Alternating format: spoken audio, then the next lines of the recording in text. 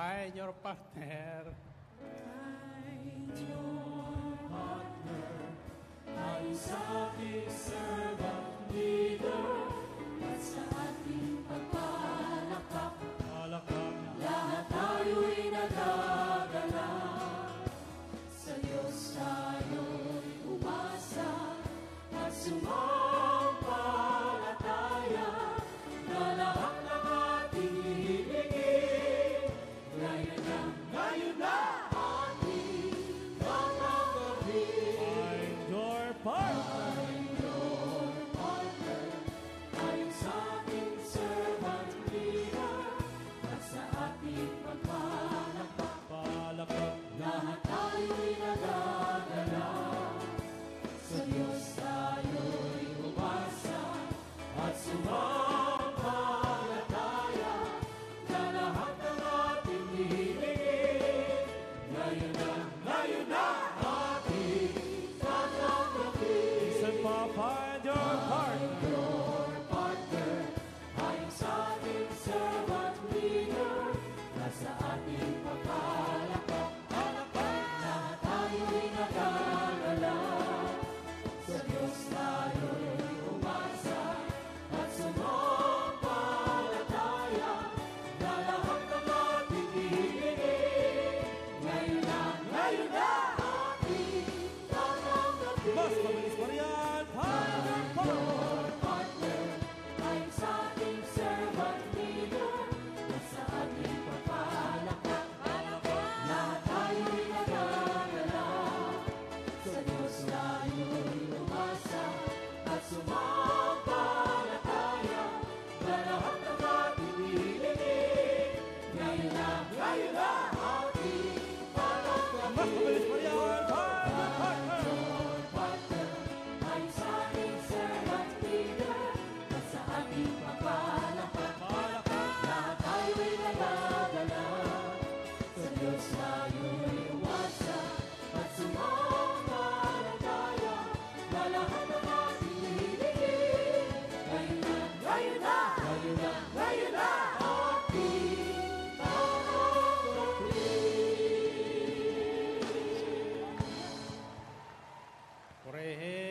Purihin ang Panginoon. Okay, back to your partner. Ang unang itatanong mo sa partner mo, ibig mo bang makapasok sa karayaan ng Diyos sa langit? Ulitin nyo nga.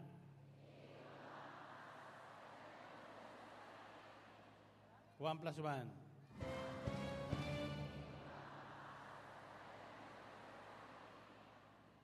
Okay. Sinong ibig? So, pangalawang isasagot nyo ay, ibig ko, ibig ko, ibig ko. 1 plus 1.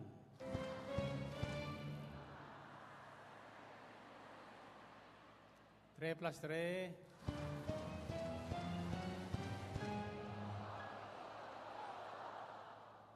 Okay, sinong ibig?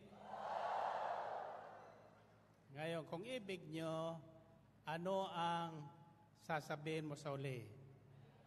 Sa partner mo? Ha? Ano? Gusto nyo malaman ang susi sa pagpasok sa karayaan ng Diyos sa langit? Ito ang sasabihin nyo sa uli. Magbago ka na. Lakasan nyo, magbago ka na. 1 plus 1.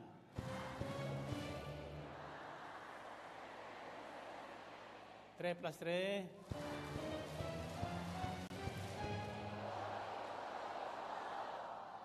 7 plus 7.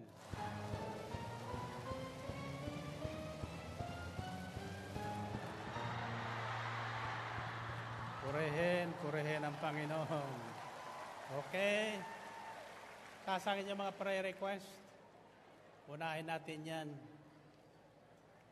At lahat ng inyong daladalahan, mga importanteng papeles, handbags, wallets, bottled water, etc., etc., walang ititira. At sabihin niyo, Panginoon, ibig ko pong makapasok sa kaharian ng Diyos sa langit. Tulungan niyo ako na tuluyang makapagbago ng aking buhay nang sa gayon hindi ako mahirapan sa pagpasok sa karihang sa akin ay inyong inilaan sa ngalan ni Jesus. Amen. Amen. Okay, baba ang mga hawak kamay. At balik sa itaas ang inyong kamay na nagpupuri sa ating Diyos na dakila. Okay. Sa bilang kong 3,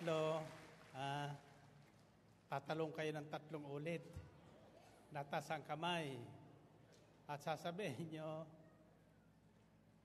magbabago, magbabago, magbabago na ako talaga. Ulitin nyo nga.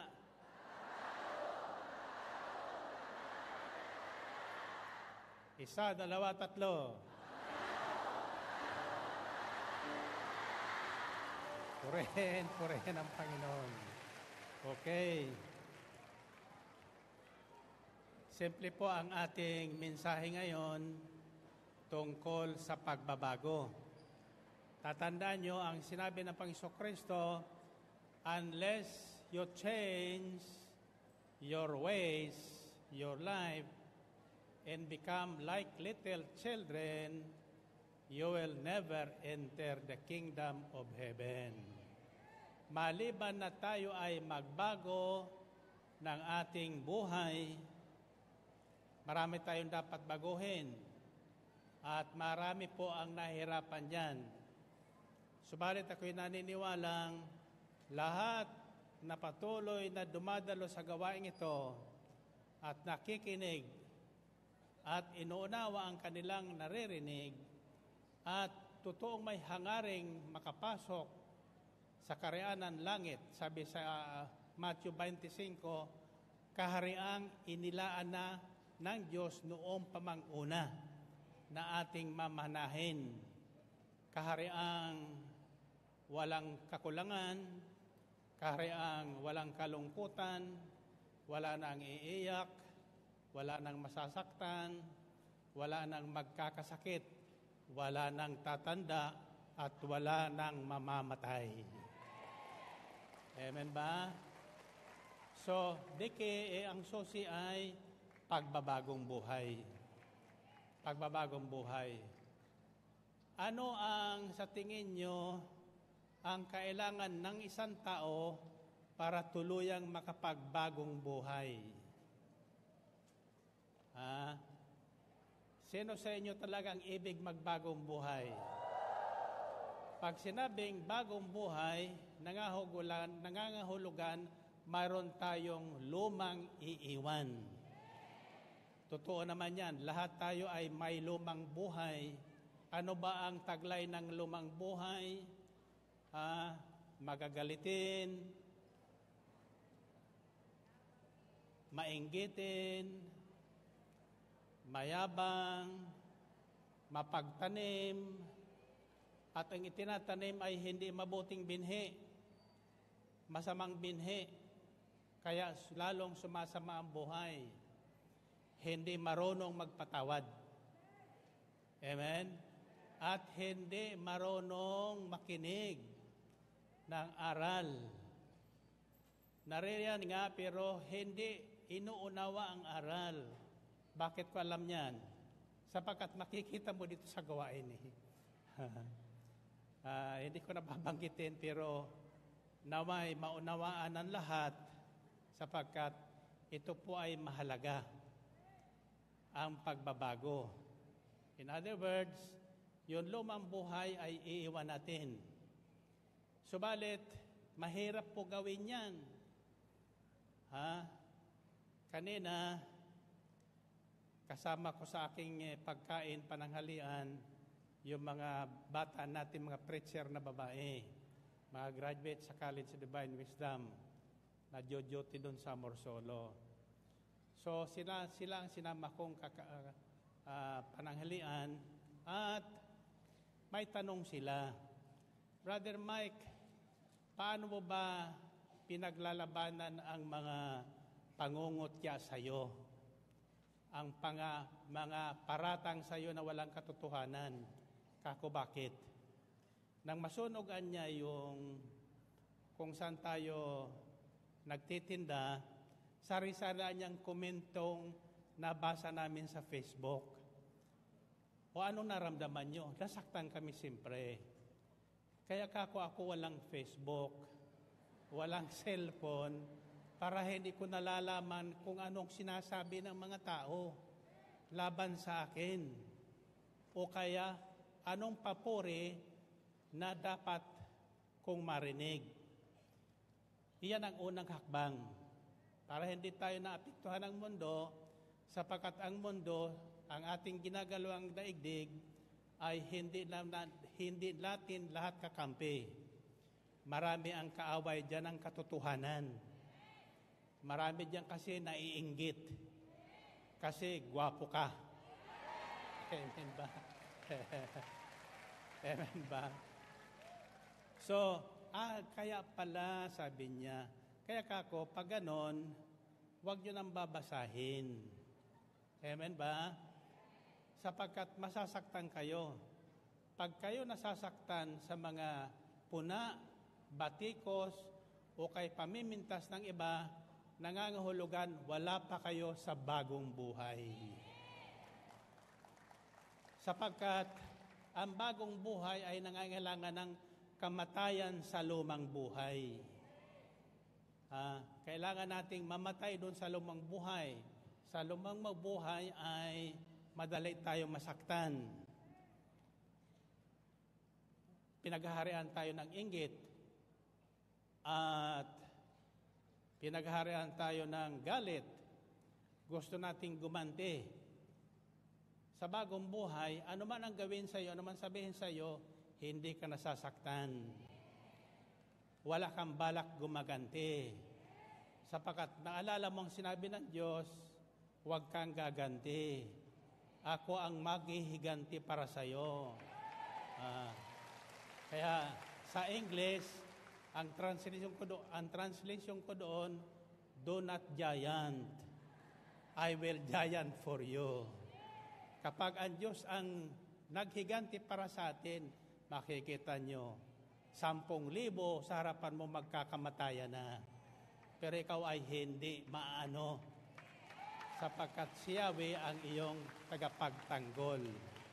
Amen ba?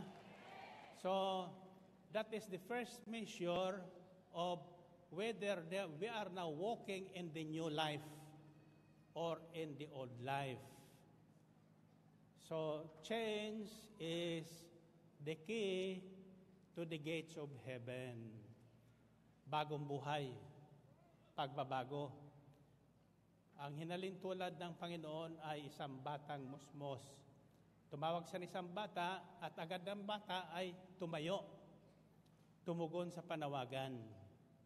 Kung anong pinagawa sa kanya, tumayo ka dyan sa harapan nila, tumayo sa harapan nila. Hindi sinabi ng batang, ayaw ko, nakahiya, nahihiya po ako. Hindi. Nang marinig niyang Panginoon, ang tawag ng Panginoon, tumayo siya at humarap doon sa mga alagad ng Panginoon. Iyan ang isang palatandaan sa isang batang musmos. Walang reklamo, walang malay kung anong gagawin niya. Basta sinabing tumayo, tumatayo. Pag sinabing pumalakpak, pag sinabing sumigaw, yun, sa mga baguhan, huwag kayo magtataka, ganyan kami dito, mga ganun. No? Walang malay. Now, the next question is, if the key to the gates of heaven is, tatandaan nyo, sabi sa Matthew 25, iyan ang ating final na mana na hindi natin pinagharapang kahariang walang pagkukulang, kahariang walang karamdaman, wala nang iiyak, wala nang malulungkot, sapagkat hindi na sila doon mga ngapit bahay. Isa ng sambahayan yun. Sambahayan ng mga nagdesisyon na pumasok sa paghahari ng Diyos sa langit. Amen ba? Now, I'll teach you just 3 words, 3 letters. Ano yung 3 letters nung Sabado? P-A-D. What is P? Perseverance. A is endurance. D is discipline. So kung kayo nakikinig, madali pong tandaan yan. Kaya yan ang tinuturo sa akin ng Espiritu Santo. Kaya yung binabahagi ko rin sa inyo. Madaling tandaan. Tungkol sa endurance, babalikan ko lang sandali. Mayroon po kaming sisiw na inapi noong mga ibang ina. So napilayan. Akala namin mamamatay na. Pero ngayon malaki na. Hinihila niya isang paan niya. She struggles. Nakikipag-agawan doon sa mga pinakakain sa kanila. Malaki na. Pero mahirapan siyang makatayo. Kung tutuusin, pwede nang magpakamatayon. In fact, inaagawan pa nga siya ng malalakas. So nakita ko doon na kahit anong kapansanan natin, kung tayo ay magtitiyaga, mabubuhay tayo. Mabubuhay tayo. Yun yung aking mga nakikita doon sa mga aking alagang manok. Although nagrereklamo ng kapitbahay namin kasi naingayan sa tilaok. Ako naman, sabi ko, nang magreklamo, patayin lahat na maingay. Lutuin na natin. Kawawa naman kako yung kapitbahay natin, baka hindi makatulog yan. Although yun ang hinihintay ko yung tilaok nila. Pag nagtilaok na, alam kong madaling araw na. Pwede na akong gumising at manalangin. Normally, ang unang tilaok ng manok ay 3:00 pala ng madaling araw. So yung unang tilaok ng manok, nung panahon ni Pedro, 3 ulit na siyang tumanggi, ay 4 ng madaling araw. Tapos susundan yan, every 30 minutes, titilaok na yan. Kaya hindi ka na makakatulog nga naman. Kaya pinasabihan ko, wag na siyang magalit sapagkat ako rin nagigising. Paluluto ko na ang lahat na maingay. Pero tingnan nyo, ang bait talaga ng Diyos sa akin. Ay isang binatilyo doon, pininto ko na sa inyo, tumitilaok walang sound. Pepe. Ulitin ko, Pepe. Hindi yung narinig nyo ng Sabado, no? Kasi hindi nakikinig eh. Amen ba? Now, David Chuchens ay tatandong po 3 litra rin. R, B, F. R, B, F. Gusto nyo malaman?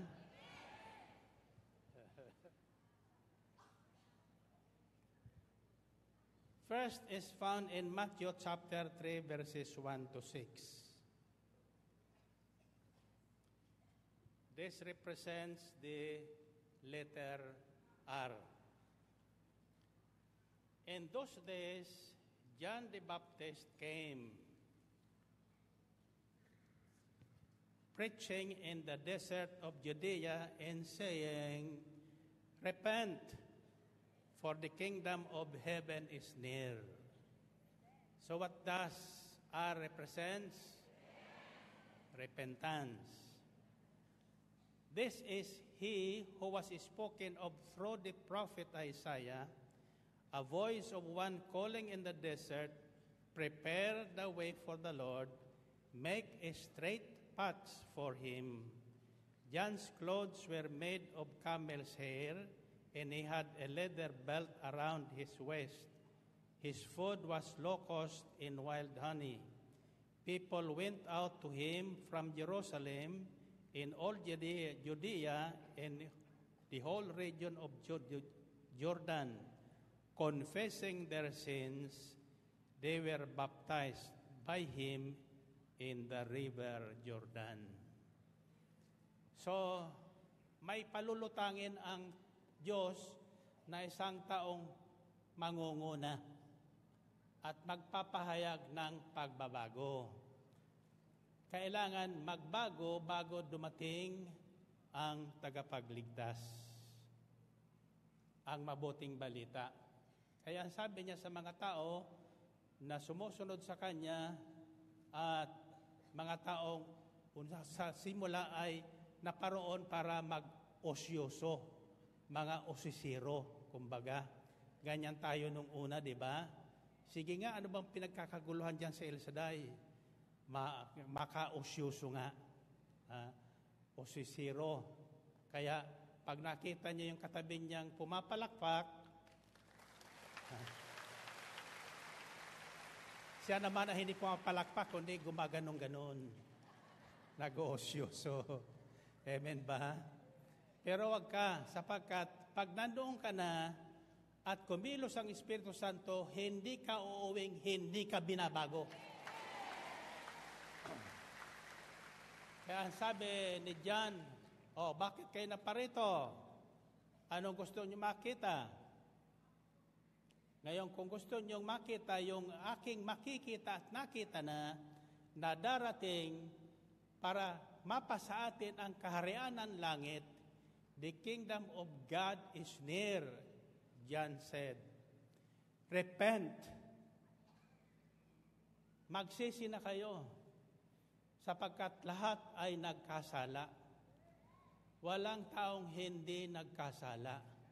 Hanggang sa ngayon, patuloy tayo nagkakasala.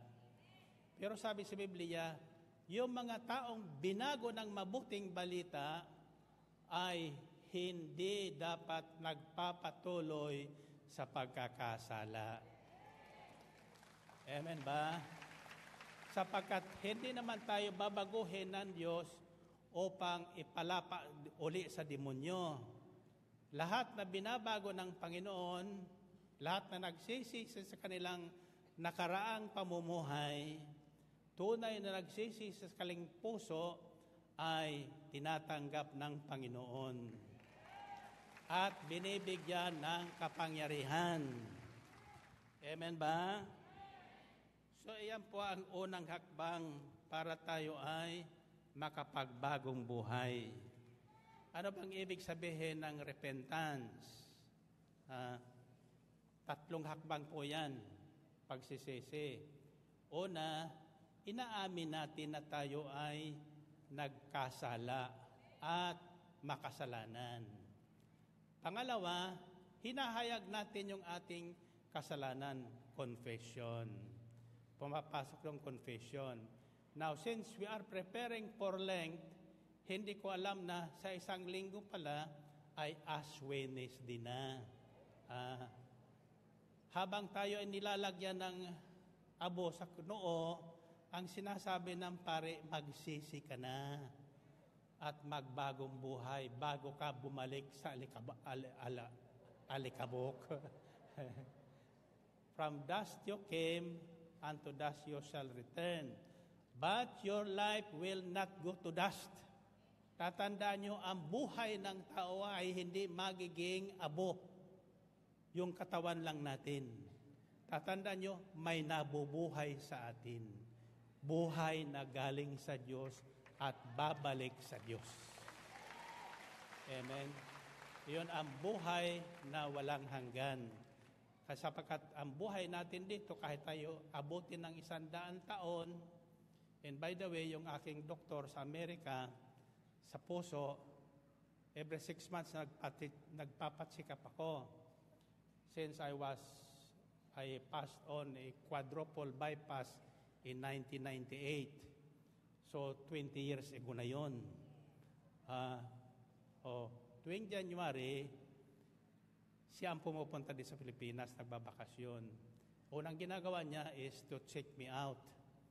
Ang sabi niya sa akin kahapon, your heart is very kind and very good. Sabi niya. But sabi niya, your heart, since then, hindi nagbabago. Napakabait ng puso mo. Ang tanong sa akin, ikaw ba mabait sa puso mo? Mabait ang puso natin, tayo ay hindi mabait sa kanila. Bakit? Nahirapan din ang puso ng tao kapag tayo ay masyadong nag-aalala sa buhay. Kaya minsan kinakausap ko ang puso ko kasi mabagal ang heartbeat ko. Pag ako natutulog, bumabagal ang heartbeat ko. Bumababa ng 56, 50. Sa iba, delikado na yan. Kaya ako, ang bilin sa akin ng doktor ko, keep on walking every day. So I walk every day. I walk with God every day. Amen.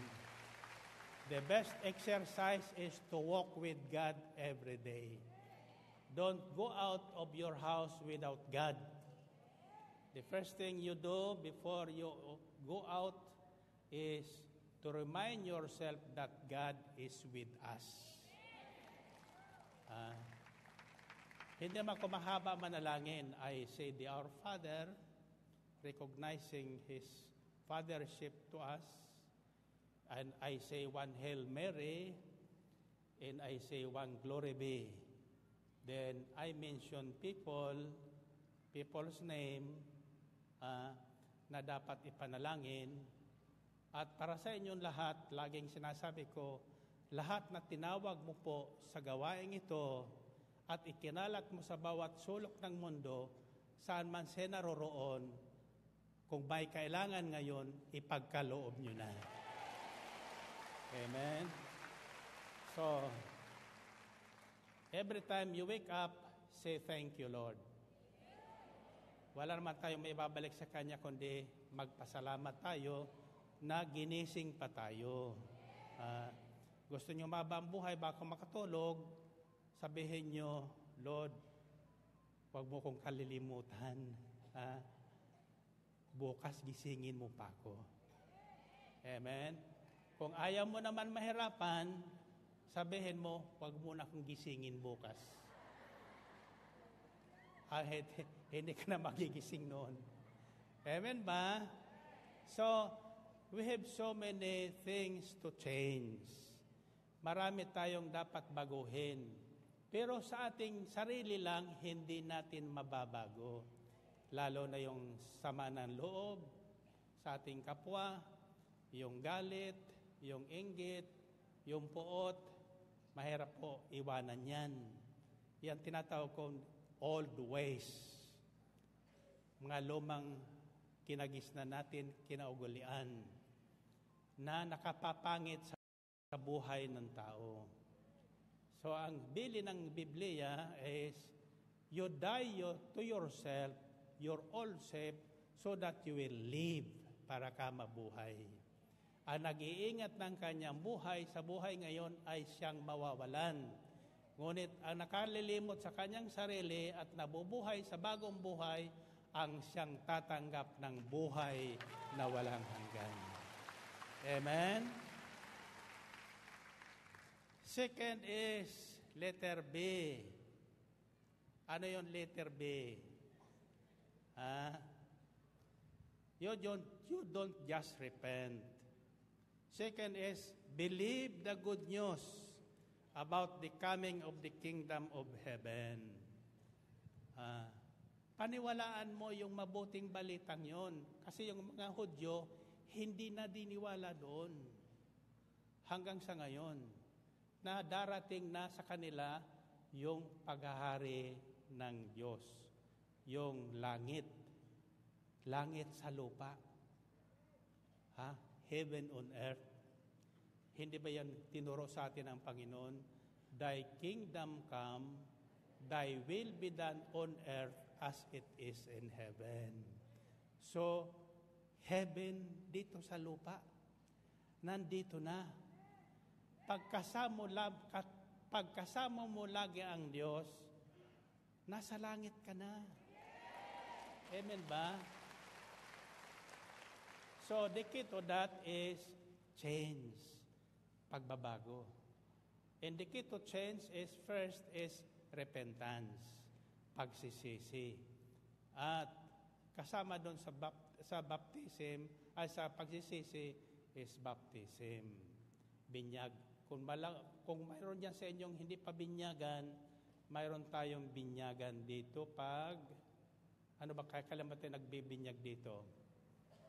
Kasalan pag anniversary, binyag pag Easter Sunday.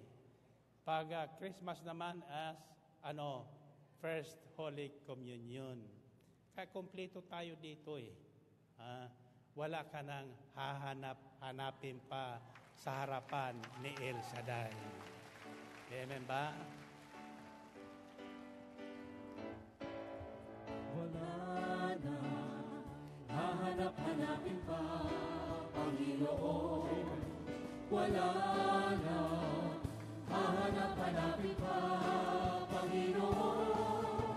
Wala na, hahanap-hanapin pa, Panginoon. Wala na, hahanap-hanapin pa. Wala na. Wala na, hahanap-hanapin pa, Panginoon. Wala na, hahanap-hanapin pa, Panginoon. Wala na, hahanap-hanapin pa, Panginoon. Wala na, Hahanap. Ang puso ko'y sumasaya. Ang puso ko'y sumasaya, sumisigla kapag kasama ko kayo sa Panginoon. Ang puso ko'y sumasaya, sumisigla kapag kasama ko kayo sa Panginoon. Ang puso ko'y sumasaya, sumisigla kapag kasama ko kayo sa Panginoon. Ang puso ko'y sumasaya, Sumasaya. Sumisigla. sumisigla kapag kasama ko kayo. Wala nang hahanap-hanapin pa. Wala na, hahanap-hanapin pa, Panginoon. Wala na, hahanap-hanapin pa, Panginoon. Wala na, hahanap-hanapin pa, Panginoon. Wala na,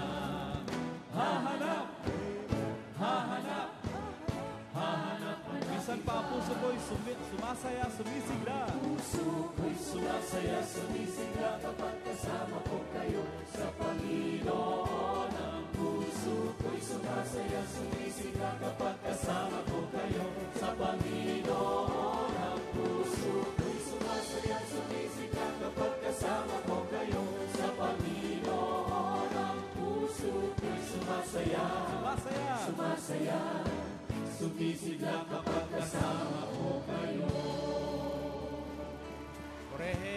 Purihin ang Panginoon. Okay, malapit na tayo.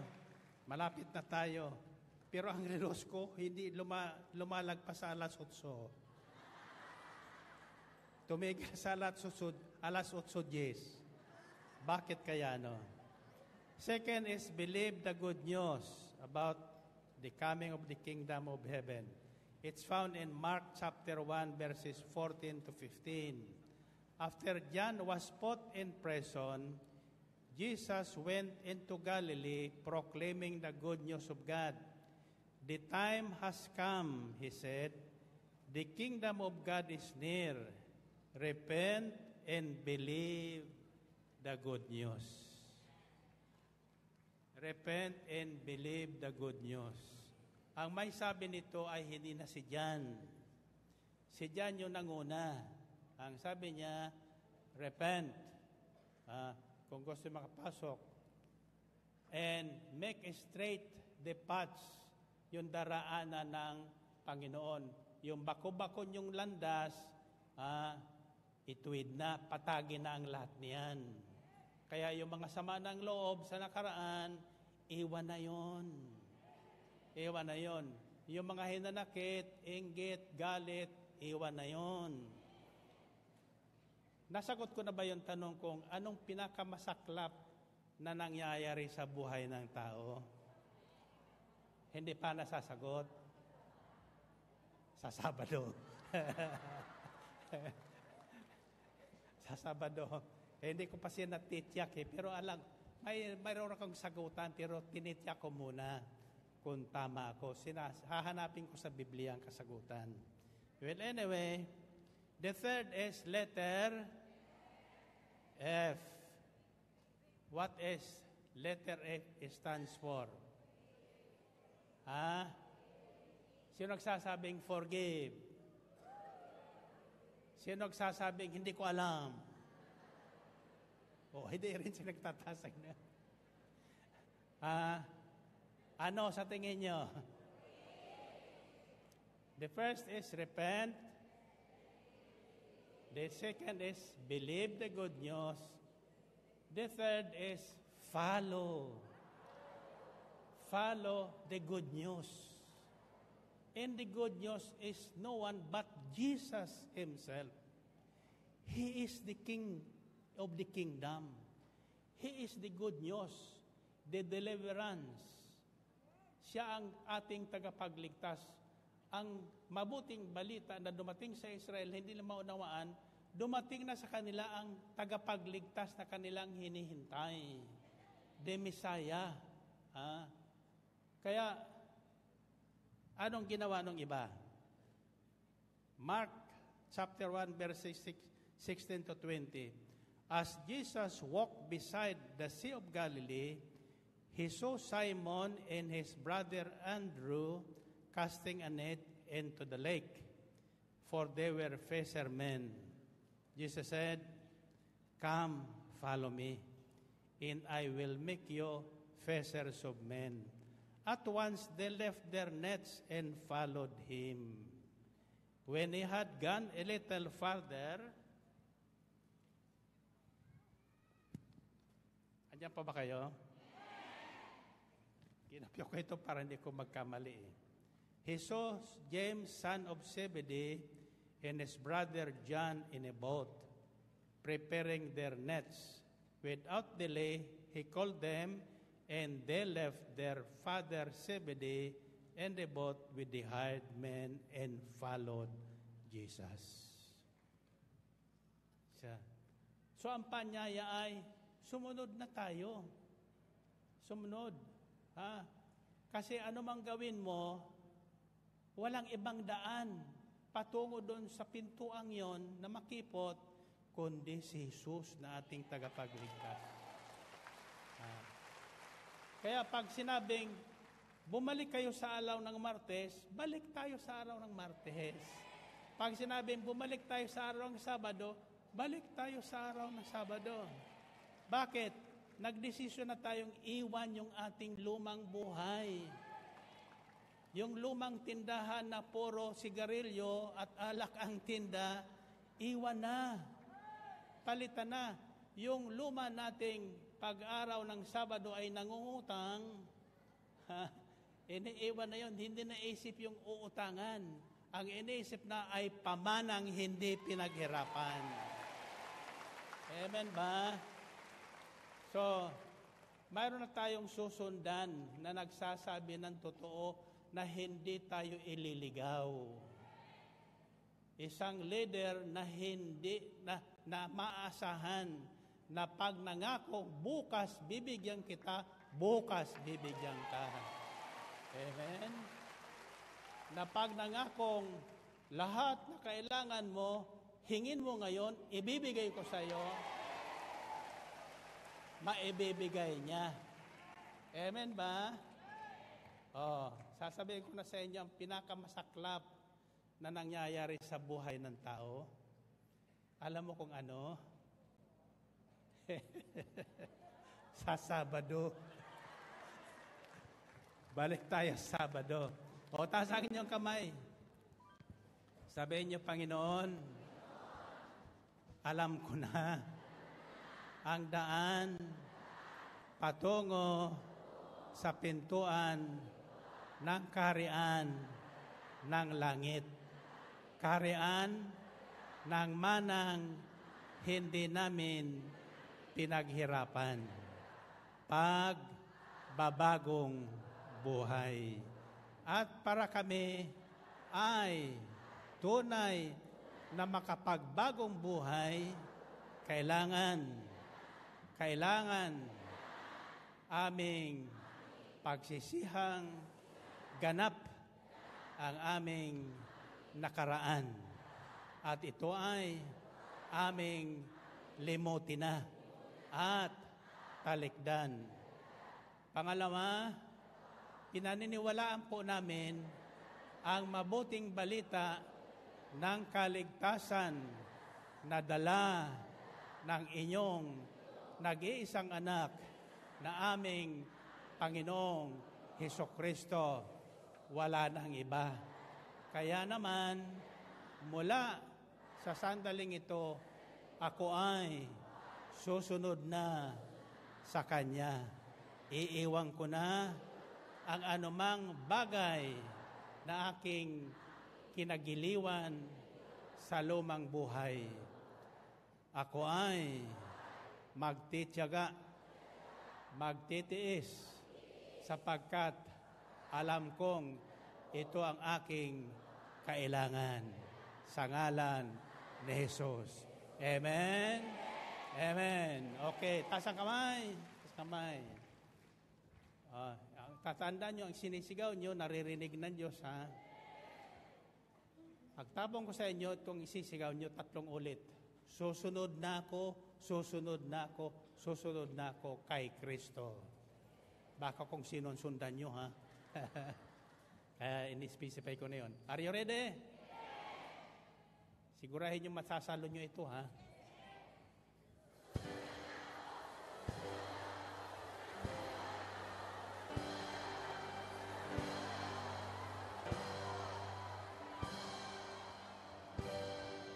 Susunod na ako!